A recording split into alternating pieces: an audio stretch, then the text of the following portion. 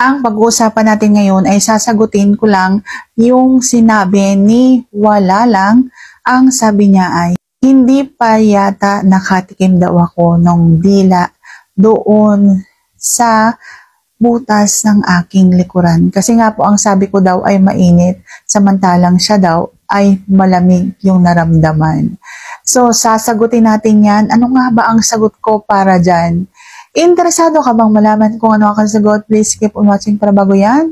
Kung bago ka pa lang sa aking channel, please consider to like this video and subscribe my channel.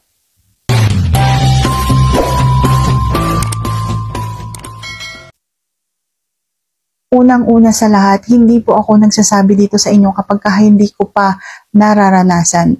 Kapag halimbawa may tinanong kayo, katulad halimbawa ng bola doon sa yung mga pilik mata na yan, yung mga balahibo na yan, yung mga kung ano-anong hindi ko pa talaga naranasan, sinasabi ko sa inyo na hindi ko pa talaga nararanasan.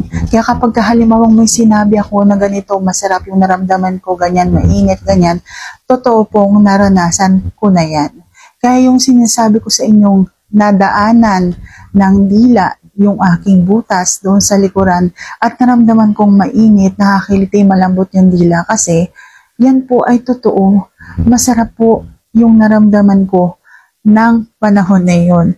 Kaya nasabi ko po sa inyo na mainit yung dila. Baka naman po kasi yung naramdaman nyo kasi ay malamig yung kanyang dila.